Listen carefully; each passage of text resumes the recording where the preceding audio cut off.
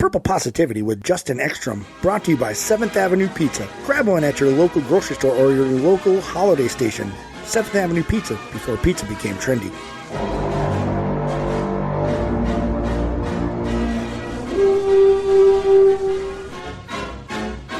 Welcome in, everybody, to yet another episode of Purple Positivity. And yes, once again this week, I am sponsored by 7th Avenue Pizza, Beer Belly Sports.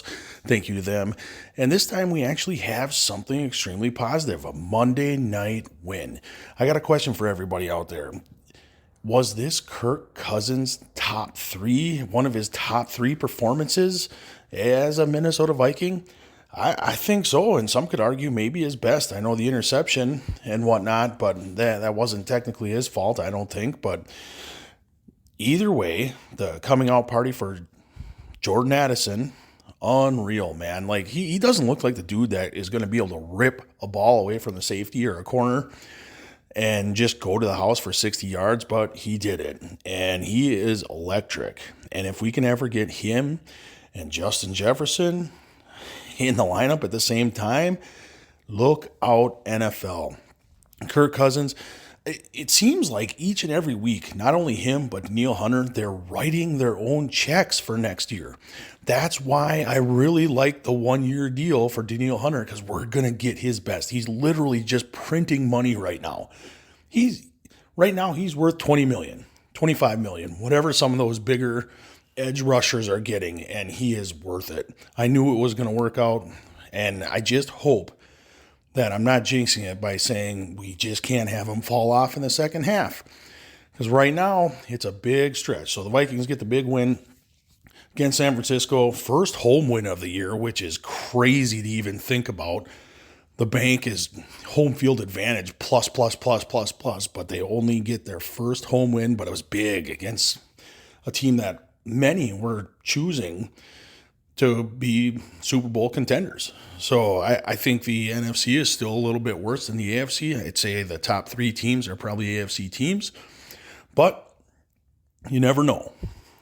Anyway, now we got Green Bay Packers in Green Bay. It's going to feel like a December game in Green Bay the way it sounds. It's going to be windy, going to be gross. If it's anything like it is Minnesota this morning, it's going to be a slobber knocker game. And I'm not impressed with Jordan Love. And I know that's not going out on a limb, but what I do like about the Packers is their defense. Their defense did just lose to the Broncos, but still, their defense is still pretty stout. No Justin Jefferson. You would love to see him in Lambeau Field. You need that, but Jordan Addison, he's going to have to get looked at. TJ Hawkinson. If he didn't have frying pans for hands, he'd have like 800 yards right now. He'd probably have 2 or 3 more touchdowns. I don't understand how our offense is so good with all of these mistakes, all of these drops, minus 11 or 12 in the turnover department still. Unreal. That's tough. Anyway, going to the Packers. Packers don't scare me a lot. It's Green Bay, and their defense scares me a little bit. I know that if Kirk Cousins can have a game like he did against the 49ers, it should be a 2-score victory for the Vikings. However, it is even money in Vegas right now because everybody knows exactly what I know. Vikings in Green Bay, it's scary. I know it's happened, but how many times do you think it's happened where they've won by 2 scores in Green Bay? Even that weird end of the year game where the Packers had nothing to play for, the Vikings still only won like 14-0 or something like that a few years back.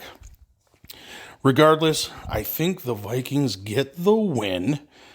I want to see more out of the run game. And if the run game has to be Cam Akers, well, let's do it then. The dude looks like he can really bring the stick. He has that extra level. He has home run capabilities. I know Alexander Madison is solid, but I don't know if he has that Dalvin Cook home run ability. And I think Cam Akers does. So maybe they go to him a little bit more. And when are they going to get Tyson Chandler involved a little more? Let's start getting this run game going, and I think that's going to be a big key if they can get that run game. And Dalton Reisner, he looks like the real deal. Looks like, he shouldn't be a backup, which a lot of us were saying anyway. But hopefully they can protect Kirk Cousins. Hopefully they can get going, because I think they're going to win by 6. I think it's going to be 26-20 Minnesota Vikings. I know it's just a quick one, big busy week. Make sure you eat yourself some 7th Avenue Pizza, listen to Beer Belly Sports, and as always, skol, bitches.